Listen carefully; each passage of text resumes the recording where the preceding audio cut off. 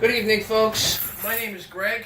I'm from Autumn Sky Treasures, and sea glass is kind of new to me, but I learned a lot on YouTube, and I sort of like to repay the favor when I learn something on YouTube and I get it down pat. And I don't know if I got it totally down pat, but I think I've learned quite a bit about how to wrap sea glass or even how to find sea glass. So in this short video, I'm going to show either how to wrap this particular glass or this one. Either one is fine. I can wrap this one. It's a little smaller to work with, and my fingers are a little on the bigger side. I mean, I can do pretty much anything. I did this one a few minutes ago. I did like 4 others. Okay, so in this video, I'm using an 18 gauge aluminum wire. I just cut it right off the roll.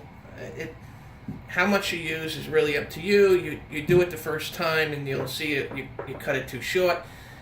You do it the second time, you might have cut it too long. If the wire is inexpensive enough, you just trial and error until you get it right. I believe what I'm looking at here is about 22 inches of wire, and I'm going to cut off some of the excess, and I'm perfectly fine with that. This is a very, very pliable wire. It's very easy to move. I actually like using a copper wire. This one is a little harder to move around stone or glass, but when you're done, it's very secure within itself. Okay, there are 4 types of pliers that I use. One is a pair of wire cutters. Another is a round nose plier. Another is just a flat plier. This is a regular plier. It has no grooves on the inside, so it won't mar or rip the wire. And this one, I like the curved jaws. They work good for me. All right. So I'm going to make a bail. A bail's pretty easy. It's the part that's going to hold the piece to the chain. So you just actually put it in there and you wrap it around once, and you wrap the long one around again, and you slide it out, and then you slide it right back in, and you're wrapping the long one around the second time. So if you can see it, there's a double ring on the top. Now, keeping it in there, taking the long wire, you want to take the long wire and wrap it around and making a tight circle, wrapping it around again, making a tightly wrapped circle, sort of like a telephone line.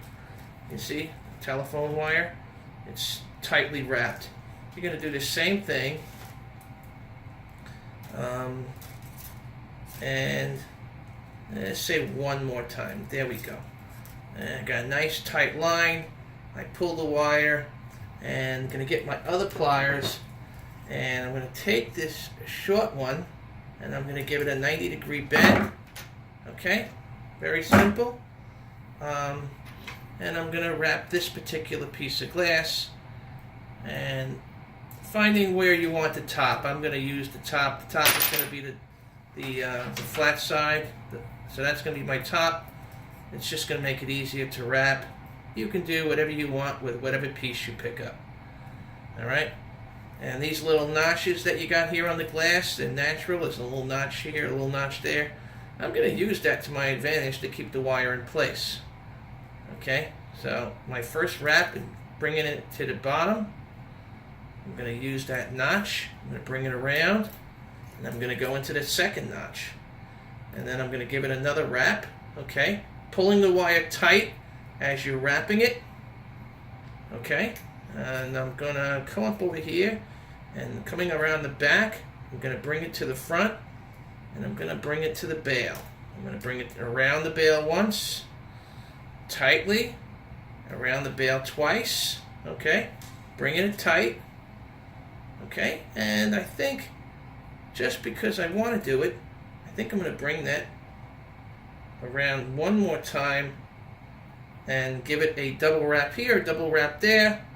For the most part, it is secure. It's all contained within the wire itself. Nothing's going to move. All right, get the wire cutters. Pretty simple. I'm gonna cut that much off. See what I mean? I cut 8 inches off. It's no big deal.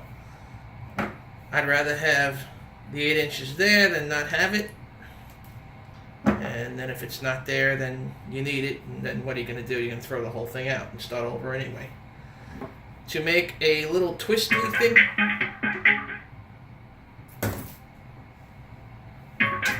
Why does your phone have to ring when I do this? I'm going to ignore that. And I'm going to make a little twisty thing here. And I'm going to twist it around. And I'm going to twist it around. And I'm going to twist it around. And there we go.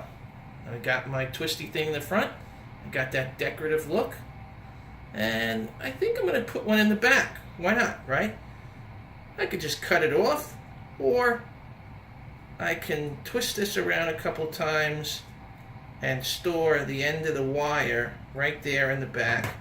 And because it's so pliable, you just kind of squish it in. And that's it. I don't know how long that video took, but there you go. That is a finished piece. I like the shape of this particular piece. I like the fact that I can see through it. I like to see through it so this way I can see the wire on the back side. And it's not a mishmash back there.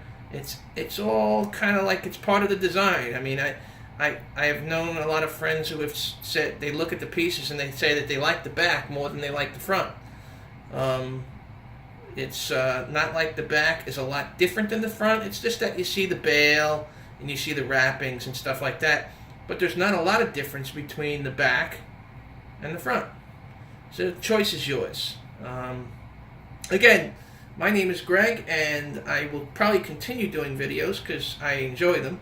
I enjoy giving back what I've learned. It's nice that I've learned everything that I did. You know, you pick up your own little artistry by trial and error. But I watched a lot of videos to get to this point, and as far as I'm concerned, this was the easiest way to do wrapping sea glass. I hope you enjoyed the video as well, and look forward to seeing everybody again another time. Take care. Bye-bye.